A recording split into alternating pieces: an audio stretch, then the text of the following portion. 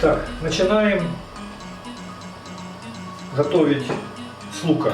Пассируем лук. И пока лук пассируется, будем обрабатывать другие овощи.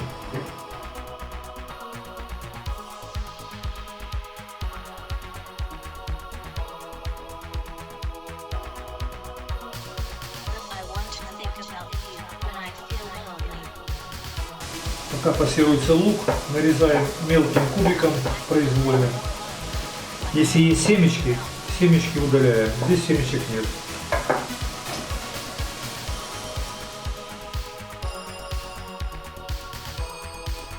А если молодые кабачки, можно не чистить шкуру? Можно не чистить, но я привык чистить, поэтому чищу. Распространенное заблуждение заключается в том, что овощи на икру нужно варить. Если овощи варить на икру, тогда будет икра водянистая, ее нужно долго выпаривать. Поэтому мы не будем ничего варить, только будем пассировать,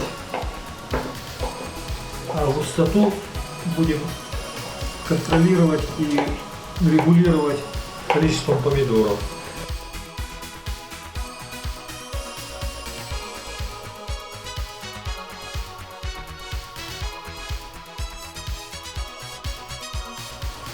Огонь средний.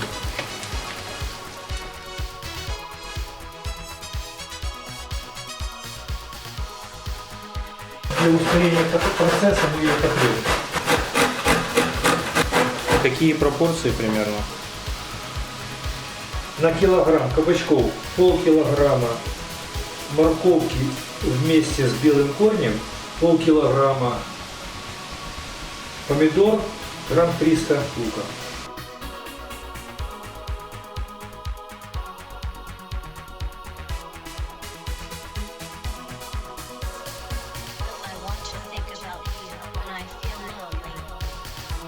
Пастернак, петрушка, сельдерей. Зарежем тонкой соломкой. Корень хорошо вытушивается, поэтому не так спирально. Тоже отправляем в сковородку. Вот уже на 1/3 уменьшилось объем. Пока не накрываем. Теперь кладем перец. Теперь они будут уже не пассироваться, уже будут тушиться. Вы его так прибиваете, чтобы оно тушилось, да, лучше? Чтобы тушилось и жидкости больше отдало. Какая степень готовности должна быть? Мягкость. Потом мы перебиваем блендером, добавляем помидоры и тушим. Тогда уже определяем, готовность определяется густотой. Делаем маленький огонь и занимаемся помидорами. Делаем крестики на помидорах и опускаем в кипящую воду или горячую. Такие помидоры мясистые, у них кожа труднее отстает. Более водянистые помидоры, тех просто можно окунуть в воду, сразу в холодную воду, и она сразу отлетает. Ну это и хорошо. Такие помидоры очень мясистые и не нужно выпаривать долго.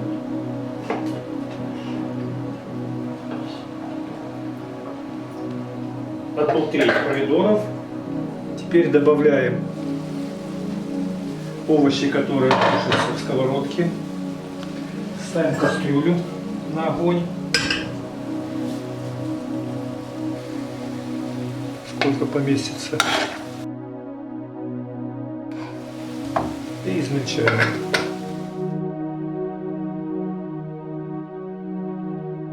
То, что мы измельчили, перекладываем в кастрюлю.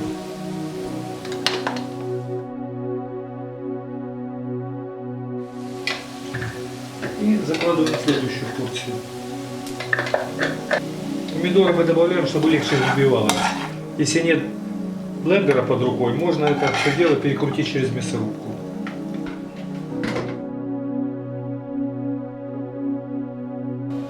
Этими двумя помидорами будем регулировать густоту. Если будет жидковато, значит мы их не будем использовать. Если густой будет, значит добавим еще те два помидора. Сразу же добавим яблочко.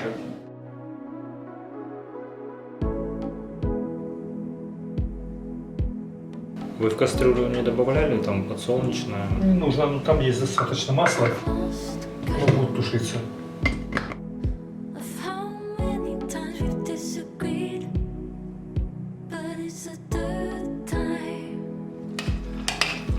Выглядит красиво. Сейчас цвет она потеряет, да? Да, сейчас помидоры вытопятся. Вот такая консистенция нормальная. Вот такую консистенцию и будет. Сейчас мы начинаем заправлять.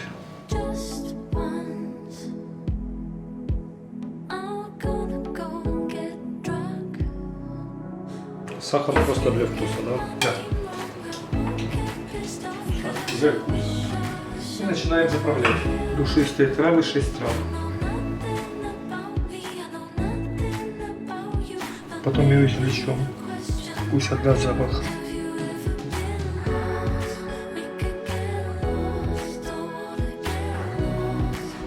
И отправляем туда же. И мешаем травы вместе с чили. Вот эти травы, это ж, их можно купить в любом супермаркете, да? Их можно купить в супермаркете, их можно купить в наборе, а можно купить отдельно, сделать набор, а можно сделать это самому. Купать травы, сушить и затем компоновать. Специи. Немножко кориандра, душистого перца, 3 штуки, 6, 8, 10. И добавим немножко зерен.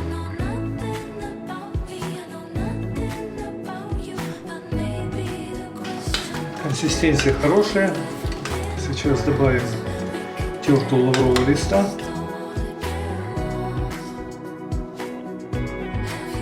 Пробуем и, по всей видимости, будем идти к завершению. Соль нормально, кислоты мало. А можно уксус, да, добавить? Я не люблю уксус добавлять. Здесь натуральные окислители. Проверяем на стенке. Это готово. Кусочки не попадаются? Нет. Если какие кусочки остаются, это острого перца. Это нормально.